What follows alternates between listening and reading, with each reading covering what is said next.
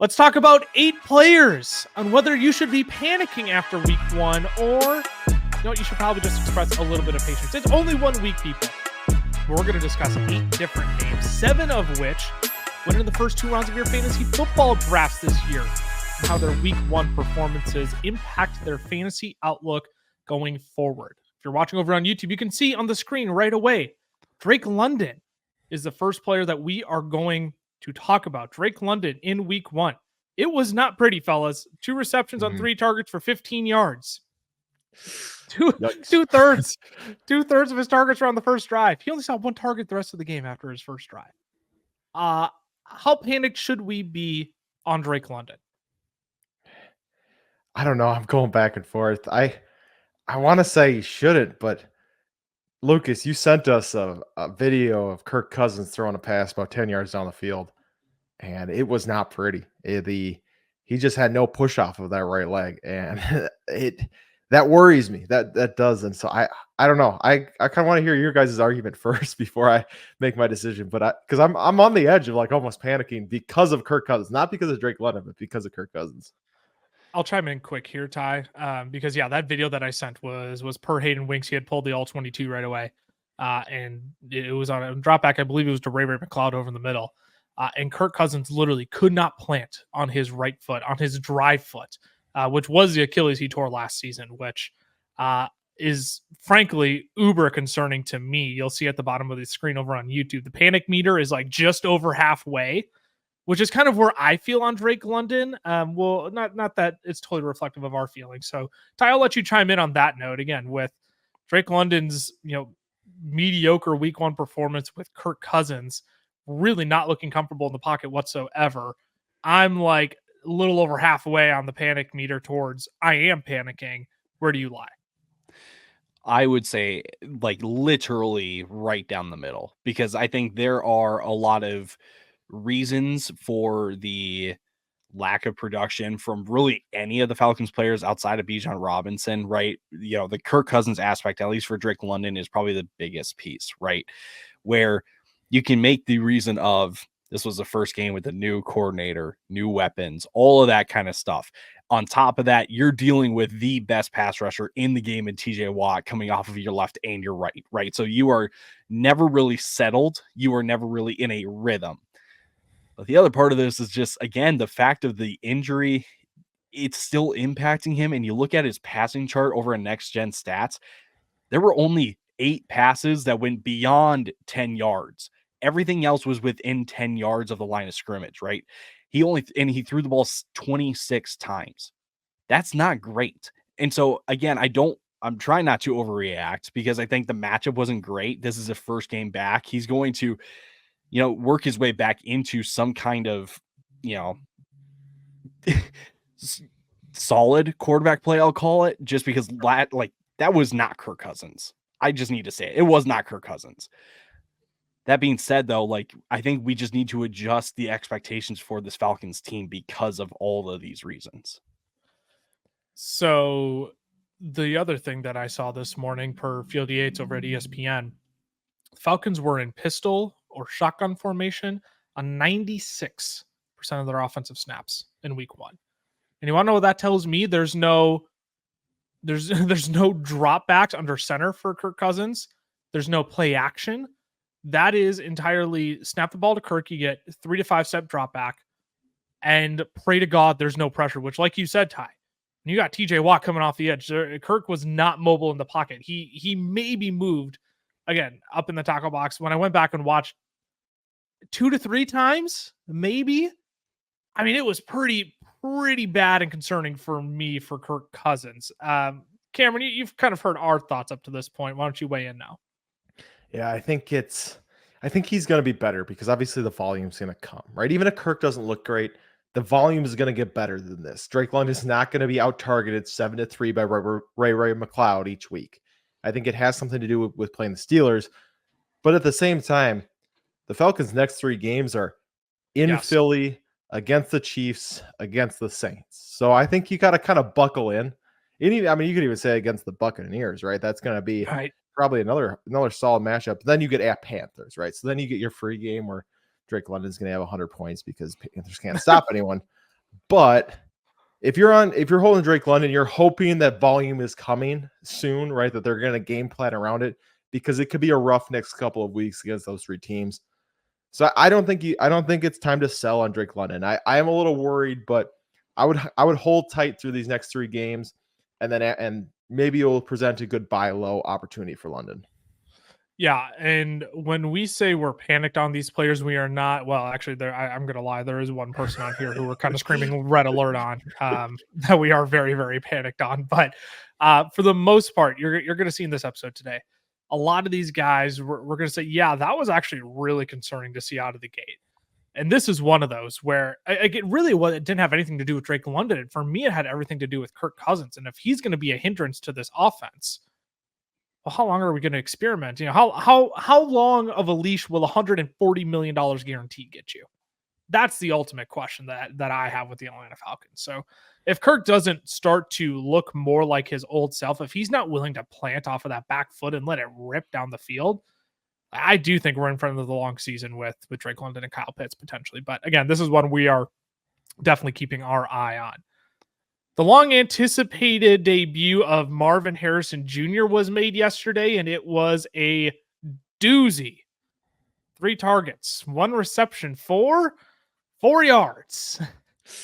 A solid 1.4 fantasy points on the day. Good for the wide receiver, 98 thus far before Monday Night Football on the week. We are recording this Monday, September 9th, around 4:30 p.m. Central Time. So right before Monday Night Football, you're not going to get any Jets or 49ers in this video. But, fellas, this day could have potentially been salvaged by a missed wide open down the sideline touchdown opportunity that Kyler missed late in the game. For me, I'm at I'm below halfway panicked on the meter again over on YouTube. I'm about 2/3 of the way to halfway panicked on Marvin Harrison Jr. I'm shocked that he only got 3 targets. I think that's the thing that surprises me. Am I surprised he's starting off slow? No, but this slow of a start is slightly concerning. Where do you weigh in, Cameron? I'm not panicked at all. I'm going to be honest. I'm not worried. He's a rookie. It's his first NFL game. Like you said, he had routes where he was open. Kyler just didn't hit anyone down the field. Being 0 of 7 on throws of 10 yards or more is not a great way to start. He was the only quarterback this week who didn't complete a pass over 10 yards down the field. So, that's definitely a negative. That's something that's going to change, right? Kyler was not great last year completing throws 10 yards down the field. So I don't think it's going to be fantastic, but it's not going to be 0 of 7 every single week. So I think you have that going for him. And then, it's just, like I said, it's his first game. He's a rookie, and this team showed they're going to score points. And if they're going to continually score points, he's going to be a big part of it. Trey McBride also struggled a little bit in this game from a fantasy perspective, right? Just not the same outcome. I think both are going to improve moving forward. Ty, what about you? Where do you weigh in? I am slightly concerned. I wouldn't call myself panicked. I am intriguingly concerned. Cameron's like, yeah, whatever, toss it out. Where do you land on that spectrum? No, I think just the game and how it all played out for Arizona is not the way to look at Marvin Harrison Jr. for the rest or for the next 4 weeks, let's say. You look at how the game ended in the first half. Arizona was up 17-3, right? So the entirety of the first half was a lot of the rushing game. There was not a whole lot of passing, and they were doing well. They were up 17-3. And then Buffalo's driving to kind of finish the half. And then there's a pretty suspect roughing the passer call on Zaven Collins that I did not agree with, but it is what it is. But what happened is that gave Buffalo the first down because that was also on a 3rd down. So at that point, Buffalo goes and scores. They get momentum, and then they score on their next 2 drives in the second half.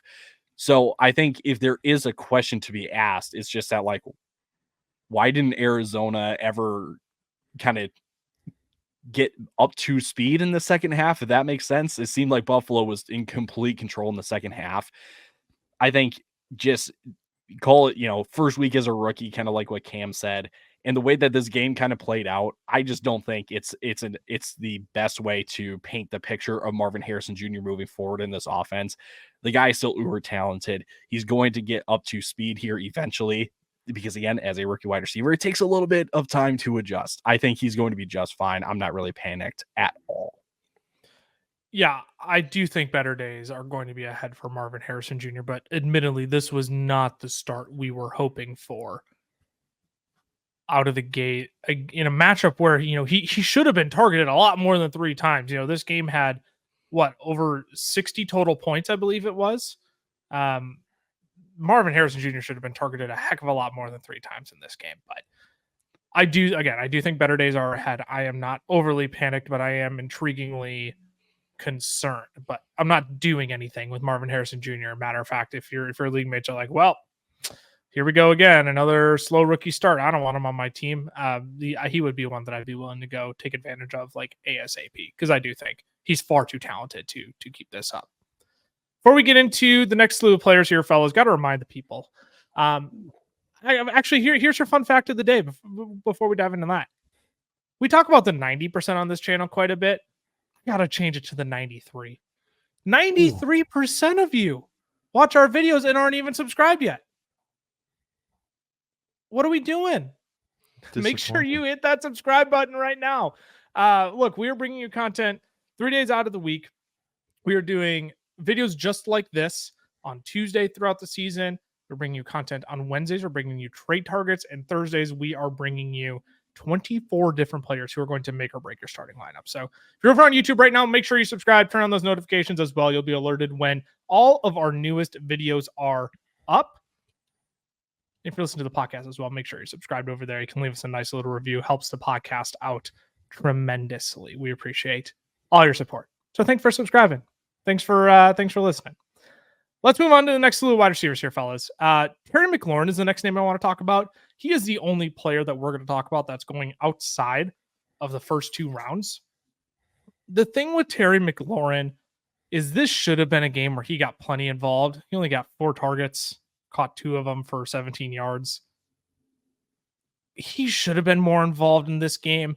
I'm kind of in the same spot with him and Marvin Harrison Jr., where I am intriguingly concerned. I knew it wasn't going to be pretty in Cliff Kingsbury, his horizontal raid offense, where it's just like everything out to the side, not willing to push the ball downfield. I knew it was going to be concerning in that regard, but I think we were a little too hopeful for Terry after Jahan Dotson got traded away. I'm starting to think we made Jahan Dotson out to be too big of a deal. Ty, I'll start with you this round. Where do you land on Terry McLaurin? How panicked are you? Yeah, I'm slightly more concerned with Terry than I am with Marvin Harrison Jr. And even I would put him somewhere between Drake London and Marvin Harrison. I think it could have been a very different week because Jaden did miss him on a deep ball that would have gone in for 6. So had that been a catch and a touchdown, we're talking about Terry very differently. I think the biggest concern is kind of, again, the external factors when it comes to Terry. This offense is not what we expected it to be. Again, we've jokingly said it's the horizontal raid, not the vertical raid. It is a horizontal raid because there was only, besides the 2 deep balls that were not completed, there were only 2 other passes that went over 10 yards. Like, they are not pushing the ball downfield at all. And in some weird way, it feels like they're kind of banking on Jaden using his legs a lot in this offense. He had 16 rush attempts? Is that what I saw? Yeah. Oh, disgusting. It's 16. Yeah. It's insane. Now, and we watched the game, and like there were some times where like he had to scramble. Right. But more times than not, it very much seemed like he was looking for one guy. Like he was a one read, and if it's not there, I'm taking off. And I don't know, like it makes me a little concerned that like not necessarily that like Jaden isn't as developed, but like this offense is just going to be so basic and so vanilla that there's just really going to be no value really outside of Daniels and maybe the running backs on the right matchup, right? So again, I'm putting Terry somewhere between Marvin Harrison, Drake London, because I don't really know where to go or where this offense can go after week 1. Austin Eckler was the leading receiver for the Commanders yesterday. He led the team in receiving yards. And I think that tells you a little bit something about how this offense is going to operate. Again, I think you're going to connect with Terry McLaurin, down the field more times than not throughout the season. But again, when it's Cliff Kingsbury, I'm concerned in that regard that like maybe we didn't discount this Commanders offense enough. Maybe we actually gave them too much credit of like, well, it can't be worse than Sam Howell and whatever Eric Bieniemy decided to vomit out on the field this week. Maybe it is going to be like actually almost just as bad as it was last year. How panicked are you, Cameron? I don't know I don't know if panic's the right word, right? Because I was never super in on Terry, right? And even after the trade, I just never really got in. So I honestly think he's going to finish similar to how he's finished in years past. I think he might have higher game to game upside because I think Jaden McDaniels has got a crazy arm, right? If they let him uncork it, like we saw, if he hits Terry there, right? He's doing, it's a good week.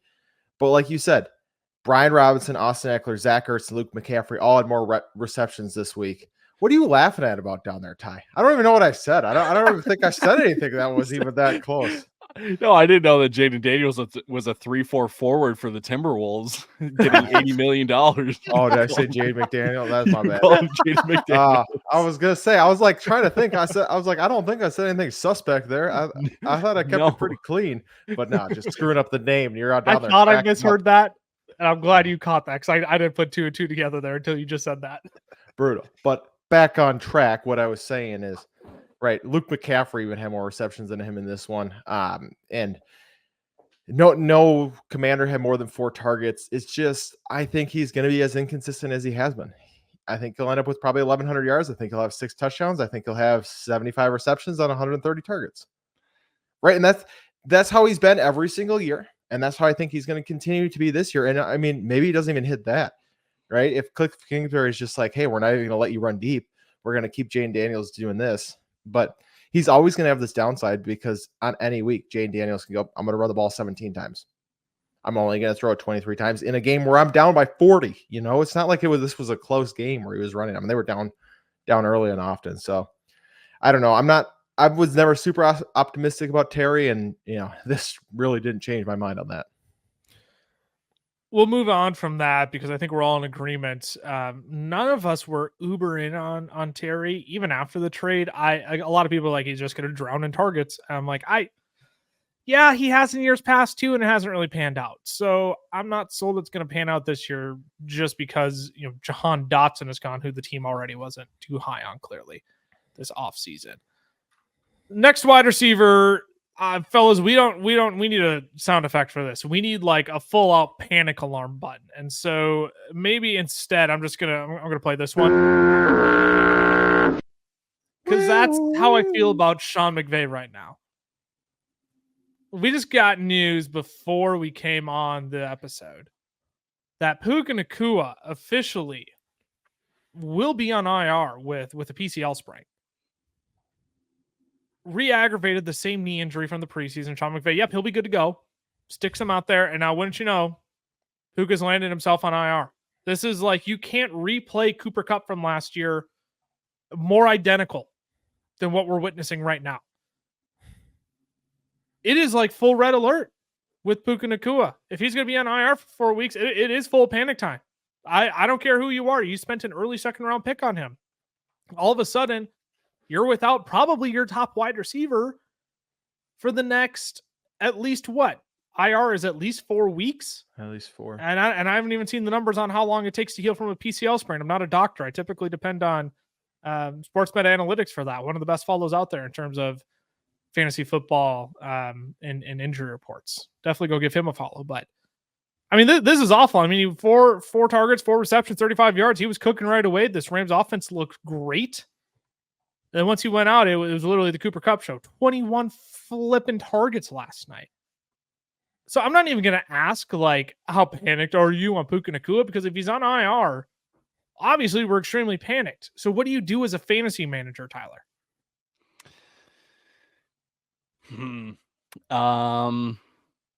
Besides cry. Besides cry, besides just lock yourself in a dark room. Man, you got to pivot. You got to do it quick. I mean, like you said, he's probably your top receiver. And if he's not, he's your second. It's because you got someone else. You got to pivot. That means moving assets, which stinks to do early on this year. But the thing is, this is not one of these injuries that like he's on IR for 4 weeks and then he's going to be back to normal. Like this can be something that is going to linger throughout the entirety of the year. So again, it feels bad. It feels wrong saying full on panic for a guy of Puka Nacua's status, but you got to, because at this point you've got no other option. And one of your favorite guys this offseason, Tyler, was Demarcus Robinson. And I think he is the number one guy you got to go pick up on waivers this week if you are down a Puka Nacua. Cameron, any other insightful tips that managers should grasp onto right now if they're dealing with Puka Nacua landing on IR? So the only thing I will say is at least last season, right? We saw both Cooper Kupp and Kyron Williams land on IR. When both came back, they actually played pretty well, right? Cooper Kupp's first 2 games back, he looked good. Kyron is on a tear. So when he does come back, I think he's going to be reliable. So if you can find a way to move other pieces, right, and keep Puka on your team, I think that's obviously going to be best. But I mean, if you're finding, like, that's the thing, is we always talk about buy low, sell high. If somebody's willing to offer you what you would have taken for Puka before the trade, or just like barely slightly less, then yeah, I think you go trade him. But if it's like, oh, maybe I could get T. Higgins right now, who's also hurt, like, no, then obviously you're not going to go take that trade. It's just, I think if you can hold on to him, like I would, but it's the hard thing too is they're not going to say, oh, it's going to be 6 weeks until you're 3 weeks into this injury, right? If it's Correct. longer than 4. That's the scary thing with Puka, is you could go, okay, I'm going to just wait it out for 4 weeks, and then you get 3 weeks in, they're like, hey, we got another 3, because he can't sit on there longer than 4 weeks. So that is the worrisome part with Puka right now. Yeah, if you loaded up at running back after taking Puka Nacua in the first or second round, like in one of my teams, I did take Puka Nacua this year. He fell to me in the second round, so I scooped him up. I thought, well, if he stays healthy, this is a great value. So I have him and Jahmyr Gibbs. And if you went a guy, I'm trying to think of a running back who would have gone late 3rd round. Like we'll say an Isaiah Pacheco. If you got like Gibbs and Pacheco up top and like a solid running back 3 afterwards, I'm going out and I'm selling Isaiah Pacheco for a competent wide receiver. Because it's more important that you bolster down your wide receiver room than your running back room, in my opinion, in fantasy football. If you're going to be down a stud like Puka Nacua, I would go out and get whoever I can at the wide receiver position with Isaiah Pacheco. I'll figure out the running back position later. There's going to be different guys you can plug and play every single week. I mean, we saw plenty of running backs this week where it's like, where did you come from? How did you have 7 receptions this week?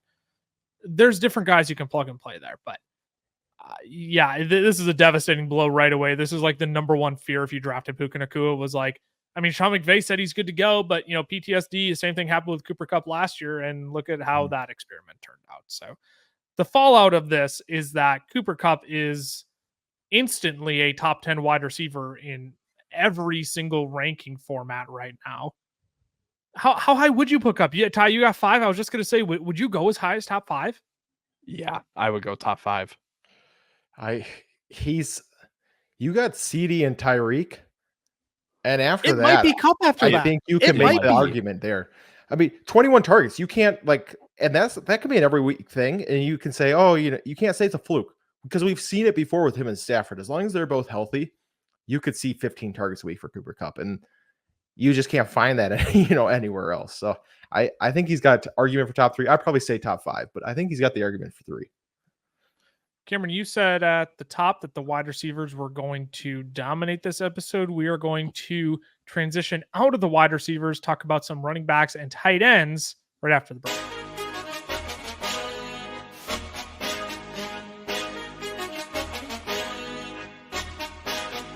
Today's podcast episode is brought to you by our friends over at Underdog Fantasy. Now, we love Underdog. It is the easiest place to play best ball formats, and they even have their own form of player props called Pick'em. You can make up to 20 times your money on a single night by correlating props together. 2 picks will triple your money, 3 will 6 times it, 4 will 10 times it, and 5 plays that all hit will multiply your entry by 20. You can even place insurance on your picks too, so if only 4 of your 5 props hit, you still get 10 times your entry. And if you use our code FELLAS when signing up, Underdog is going to double your first deposit up to $100.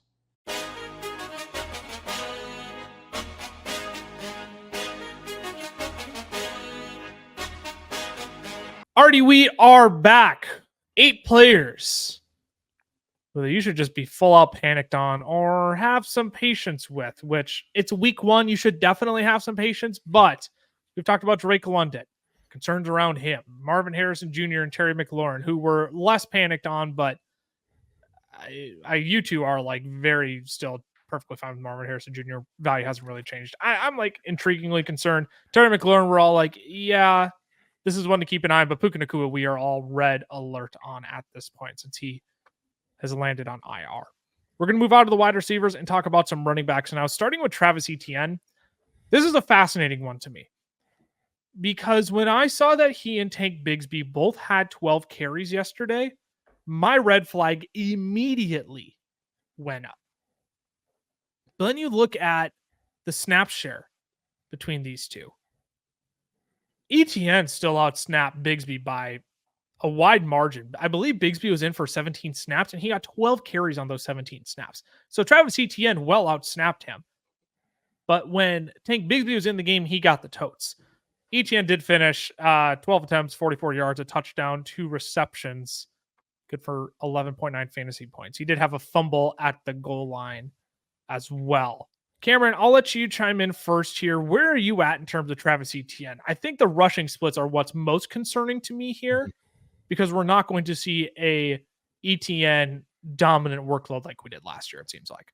No, 100%. And I think you have to take that in consideration. I don't think it's going to be 50-50 each time. I think the fumble played a big part in that. Bigsby had 5 carries to Etienne's 2 after that fumble. And obviously, you fumble on the goal line against a team like Miami. They were up 17-7. They just drove down the field, right? I mean, they were kind of, in position, and then you just absolutely, kind of throw it away almost with that interception, right? You give the momentum right back to Miami, then they hit Tyreek for an 80-yard touchdown pass, and all of a sudden it's a 3-point game instead of being a 14, what would that be? 17-point game. Right. So I think that played a big role into it.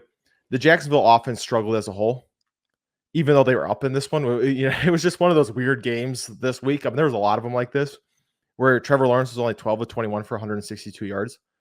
So I think if they're in, more negative or neutral game scripts, Etienne's going to be out there more because he's running the routes. He's playing both sides. But like you said, you can't assume that it's Etienne and Etienne only. It's going to be probably a 60-40, 65-35 split now in this backfield where Bigsby's going to have a role.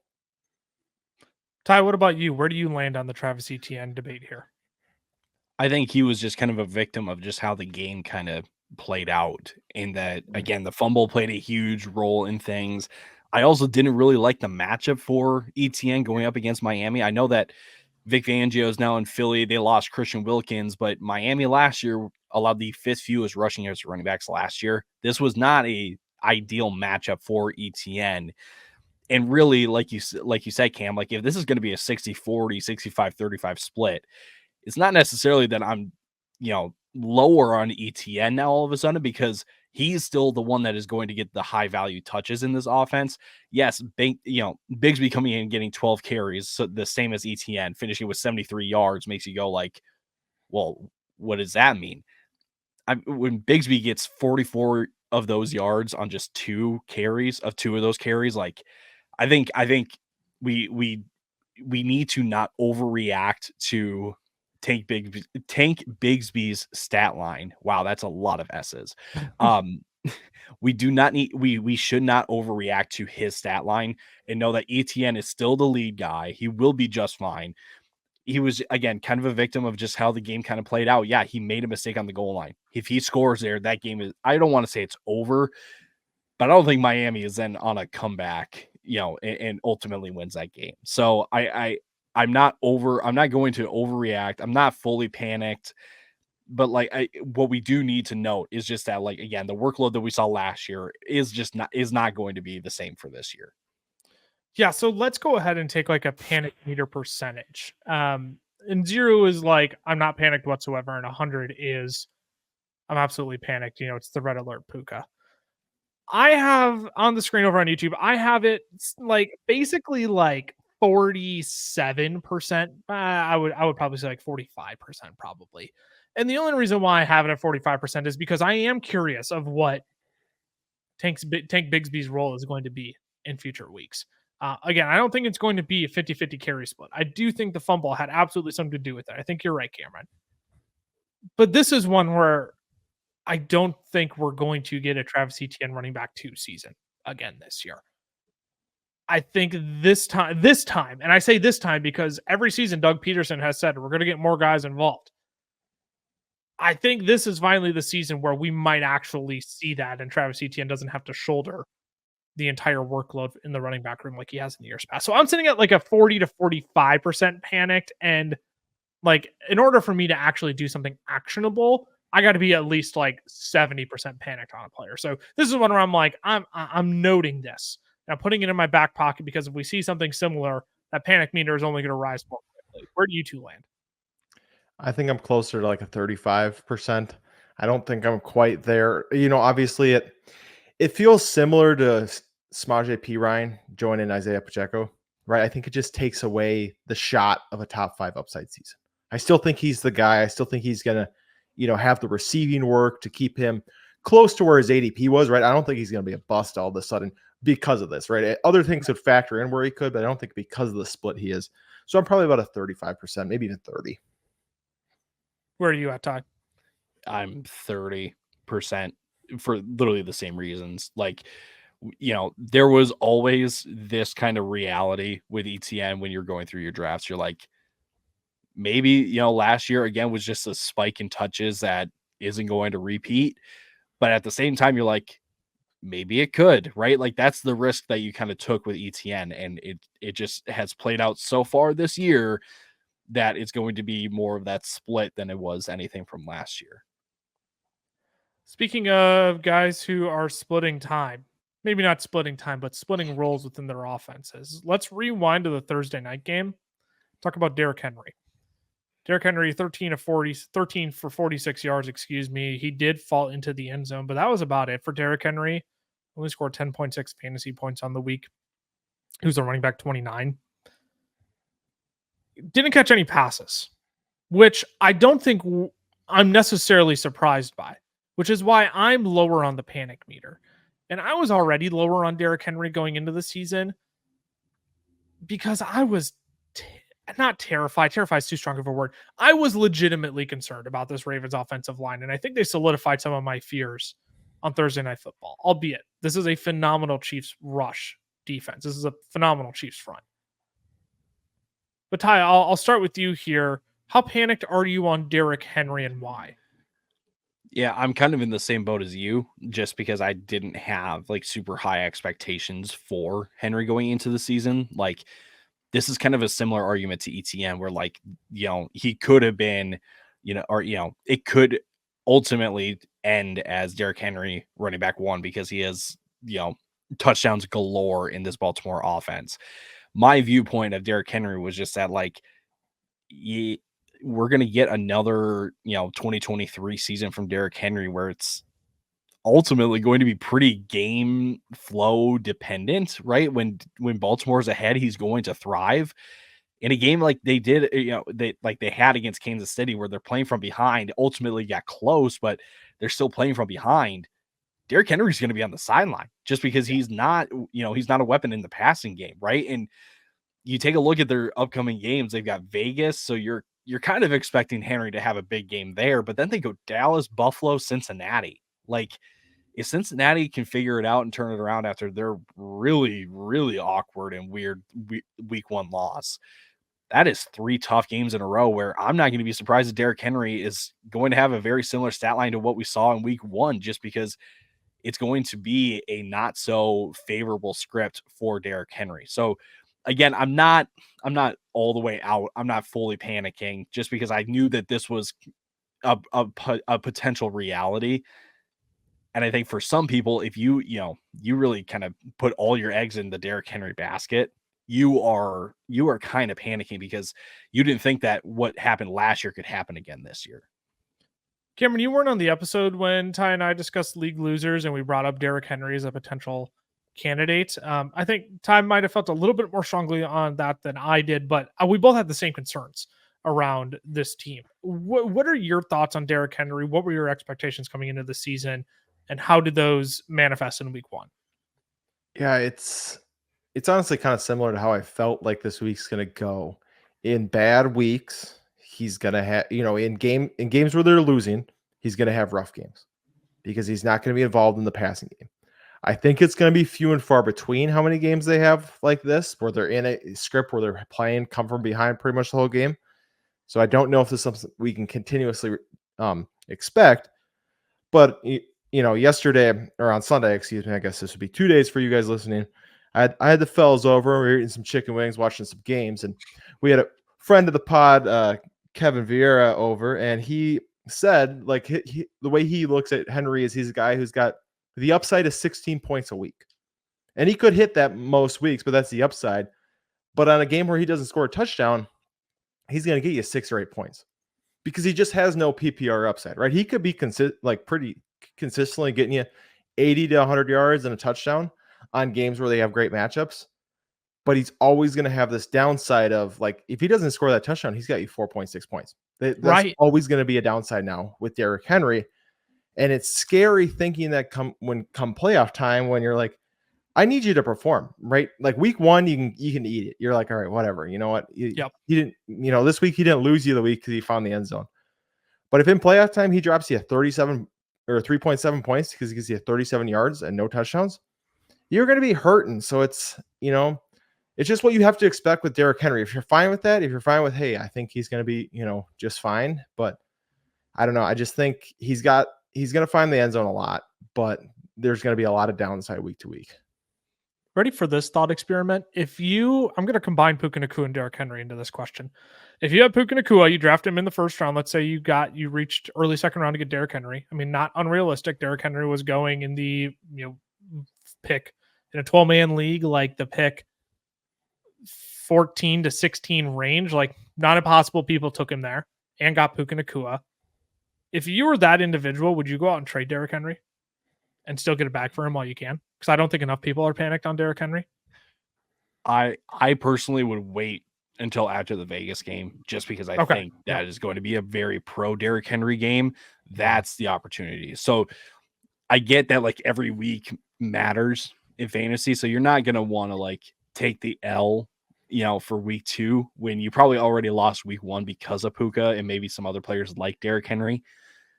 That being said, though, like, I don't know exactly how people are going to feel about Derrick Henry coming off of a 10.5 point week. Cameron, what about you? Yeah, I don't know. It depends who you can get, right? I think if you can get a top 15 guy, then for sure. But like, guy going right behind Derrick Henry in drafts, Drake London. Right? Are you flipping Derrick Henry for, like, that? That's a tough one because I think with Henry right now, you got to make the call. You got to make the call of, hey, do I think Henry's going to hit 12 plus touchdowns, and do I think he's got enough juice to get him 1,200 yards?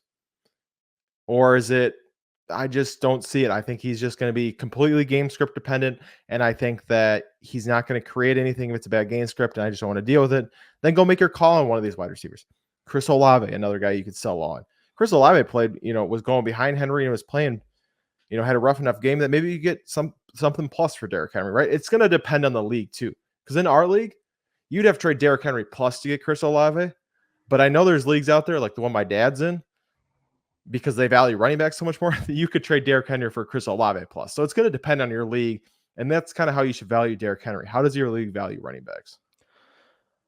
I just think that's such a fascinating experiment because, I would lean with Ty. Wait till that Vegas game because I think there's a chance he goes nuts in that Vegas game. He could go for 102 tutties in that game, absolutely. But that stretch afterwards is where I'm like, I might look to capitalize on Derrick Henry's value at that point, especially, again, that offensive line just did not inspire any confidence in me during week 1. We're going to stick to the same game. Actually, for our next 2 players, we're going to pivot to the tight end position here now. Let's chat about Mark Andrews. It was basically gouging your eyes out watching Isaiah Likely pop off and have to watch Mark Andrews only catch 2 of his targets for 14 yards and give you only 3.4 fantasy points on the week. He did play 58 of the 79 snaps, but then you look at Likely snaps and it was 52 of the 79. This is like, I'm not how do I say this? I'm not concerned on Mark Andrews because you look at his past performances against the Chiefs have chosen to remove him entirely from the football game. And Andy Holloway went back immediately the next day and watched all of the Mark Andrews targets. And he was bracketed on nearly every single play. The Chiefs have said if there's one guy who's not going to beat us, it's Mark Andrews can't beat us whatsoever. And they found success doing that. So I'm not as concerned about that. This Chiefs defense is still, one of the upper echelon units in the league. You're going to get some good matchups here where Mark Andrews doesn't have to worry about that as much. So I'm not as panicked. I'm at like a 30% on the panic meter probably. But Cameron, what about you? Where are you at?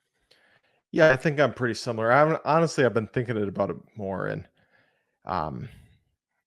first, before we even talk about this, we need to give Ty a little pat on the back here because Mr. Tyler Plath had Isaiah Likely as his highest drafted tight end on Underdog Fantasy.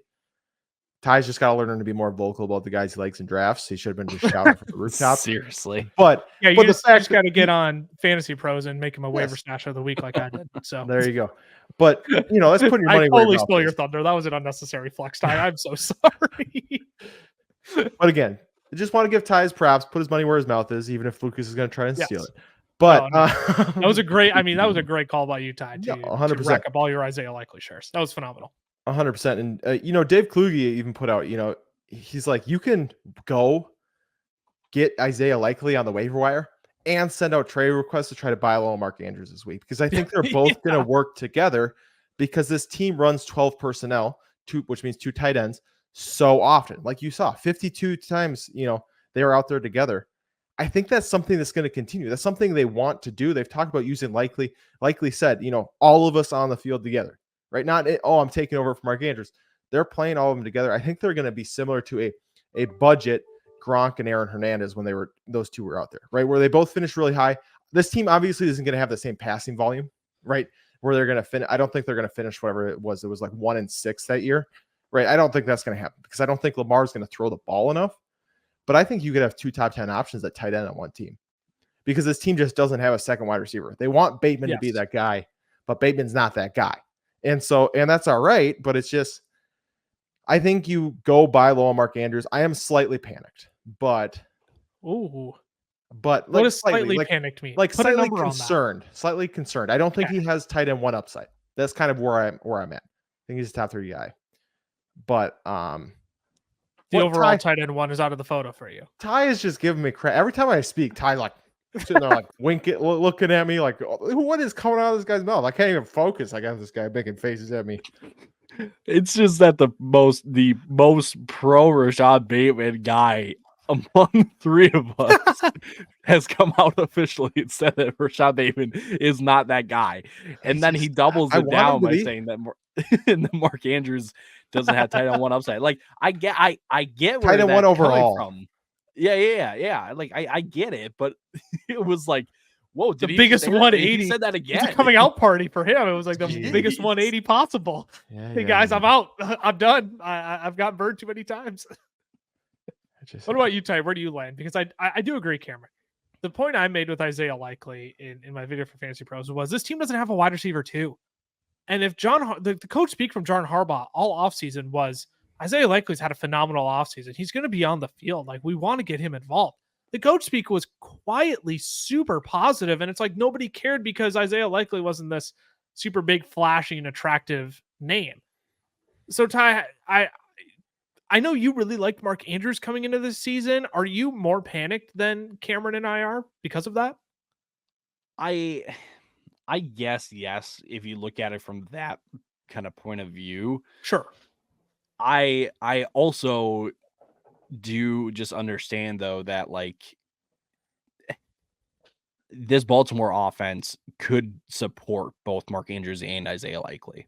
Like that is the other side of this argument that, I think it's not great that, again, Mark Andrews, along with all these other kind of top tier tight ends, did not come through in week 1 for you.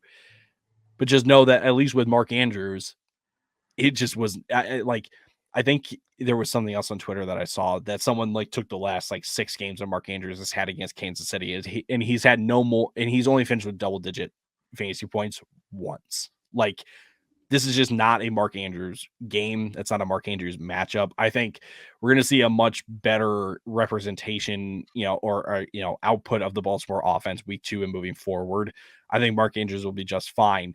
I will say, I think there has to be like, this might be the most obvious statement on planet Earth, but if Isaiah Likely is going to be a mainstay in this offense, that does lower the ceiling for Mark Andrews, just because that's another person in the mix competing for targets, right? So you do have to take that into account. Like, you can't just sit here and say that like everything's going to be fine with Mark Andrews. It's just going to be a little bit different this year. And I think maybe there's still an outside chance that he can be the tight end 1 overall. I don't think it's necessarily it's not as good of a shot as it was in drafts, just because, again, we didn't know what Isaiah Likely's role was going to be. Yeah, I mean, and there are going to be weeks where this is entirely flipped, where Isaiah Likely is going to have 2 receptions for 14 targets, and Mark Andrews is going to have 9 for 111 and a touchdown. The roles are going to be flipped in different weeks. What week it's going to be, we don't entirely know, but that is also what makes Isaiah Likely such a valuable waiver wire add this week. Because it looks like he is going to play a prevalent role in this Baltimore Ravens offense. Now, you've made it this far in our video, and we've only got one more player to cover. But before we dive into that player, I got to let you know, we've been running a giveaway for the last 2 weeks for hitting 300,000 followers on TikTok, 500,000 followers total across all of our platforms. We're giving away a ton of different prizes. We're giving away a copy of College Football 25, Madden 25, a $100 Visa gift card, jersey of your choosing, a signed Jalen Waddle jersey, even. And we're starting that giveaway. We technically started that giveaway on Monday, but there's still time for you to enter. You can head over to our Discord. That's all you have to do. You just have to join our Discord, leave a message in any of our channels, and that's all you have to do to enter. We're announcing a winner every single day of the week, starting with College Football 25, with Jalen Waddle being announced, the Jalen Waddle jersey being announced on Friday. So you can do that down in the description of the video that you're watching or the podcast that you're listening to. Join our Discord. Leave a comment in any of the channels. That's all you have to do to enter. We just want to get back to you all as a token of our gratitude for your support of our work. Last player here, fellas. If we're going to talk about Mark Andrews, we also have to talk about Travis Kelce, who saw 4 targets, got 3 of them for 34 yards, 6.4 fantasy points. And I think the most insightful tweet I saw around this in terms of framing the whole Mark Andrews, Isaiah Likely panic was, if the roles were flipped and Noah Gray went for 9, 111 and a score, and Travis Kelce only saw 2 targets, 2 touchdowns. We're talking about him in the same way here. It's not like Travis Kelce had that much better of a day than Mark Andrews, right? We saw a ton of Rashee Rice, who was peppered with targets. So almost got like the Amon-Ra treatment in Kansas City. You saw Xavier Worthy and his explosiveness popped off in week 1. Where does that leave Travis Kelce in this rotation, Ty? Because the Chiefs, it's no surprise that they probably want to save some of his legs for the postseason.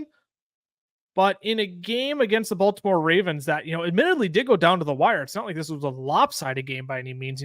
4 targets, catching only 3 of them for 34 yards isn't exactly what you wanted to see from Travis Kelce when he's typically dominated them for his career. I think when it comes to Kelce, I think we tend to think that, like, hey, if there's a downfield threat, it opens things up underneath. And what Kansas City showed to me, at least against Baltimore, is that they honestly kind of flipped it on its head a little bit, where they said, we're going to utilize the short part of the field to open up the downfield parts of the field. If that's the case, the fact that they're mixing in 7 other guys besides Kelce to do that kind of job, that doesn't really sit well with me when it comes to Kelce. And now we're at this kind of crossroads almost, where it's like, gosh, how you do need to adjust the outlook of Kelce a little bit, just because, again, we already knew we were not going to get the 18-point week wide receiver Travis Kelce.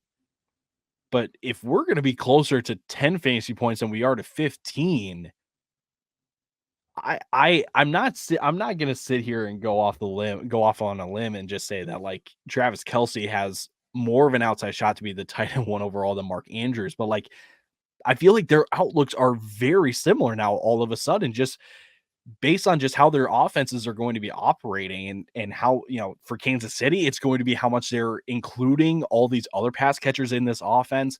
Mark Andrews, has his own reasons and stuff, but gosh, I don't know I think the easy chalk up answer is like, oh yeah, they're saving his legs for the postseason. And it's like, no, there's a very different change in this Kansas City offense that actually kind of has Kelce maybe looking on the outside more than looking in than we're used to. Yeah, so I think the panic meter that I have on the screen over at YouTube is admittedly lower than I probably actually feel. Because there is a part of me that's like, it's 1 week. I'm not going to overreact to 1 week. Like, let's be patient here.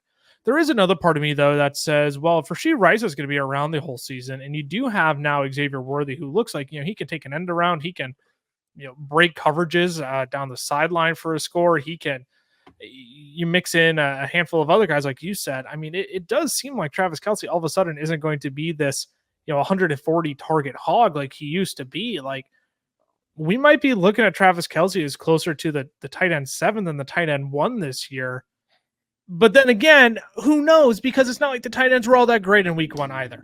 The elite tight ends did not perform well in week 1. So it's not like Travis Kelce is the only one who underperformed, which I think that's what I keep resorting to is it's 1 week. We know how good Travis Kelce is. Are the Chiefs probably saving him for the postseason? Probably, but they also got to get to the postseason. And if this team is truly, truly good enough to get to the postseason with 17 games like this from Travis Kelce, where he goes 3 for 34, then we may as well give the Chiefs the next 7 Super Bowls, because this team is incredible if they're going to dismantle teams like the Baltimore Ravens and not involve Travis Kelce in this capacity. So, Cameron, I don't know where you lie on this. Where are you on the panic meter in regards to Travis Kelce? I'm going to be honest. I don't think I've moved. Looking at Mahomes, he had 28 attempts. He never had that low amount of attempts all of last year. Every single game last year, he had more attempts than 28. So, right, they're going to throw the ball more than they did in this one. I think this was we got a lead. Let's keep the ball out of Lamar Jackson's hands as much as possible. Let's run the ball a little bit more. Last season, he missed in week 1. And then in week 2, he returned from the injury. He had 4 receptions for 26 yards and a tutty. Right. The touchdown saved that week. So he had 4 for 26, and then he rattled off 20, 12, 22, 21, 35 fantasy points over the next, 5 games. So a slow start for Travis Kelce isn't, it's not anything new. It's nothing we haven't seen before. So I'm not too panicked at all. And I think this team's just going to continue to have more volume. So I think that's the most important thing to remember is that it's 1 week. Okay. We're not trying to tell you to go out and full-blown panic on these guys. We're not telling you to go out and trade them for whatever assets you can. We're just reassessing their realities and trying to forecast what it looks like moving forward. Now, like we said, Puka Nacua, you kind of have to be red alert on at this point. He landed on IR. He is worthy of being full-blown panic on. But everybody else, it's something to continue monitor going forward, and we've laid out all the reasons why we are more concerned than not, why we aren't that concerned compared to where other people may be full-blown panic. It's 1 week, people. Let's relax. Let's not make any stupid, irrational decisions, because that's how you lose your fantasy football league, is making irrational decisions after week 1. That's why we said Puka Nacua is the only player we're doing something with, because he's quite literally not going to be playing. You have to do something as a manager. But for everybody else, we're reassessing reality, and we'll be back in future weeks where, if we get 4 or 5 weeks into the season and all of a sudden it's like, okay, you know what? It has been 3 consecutive weeks for this player. It is time to hit the panic button and do something about it.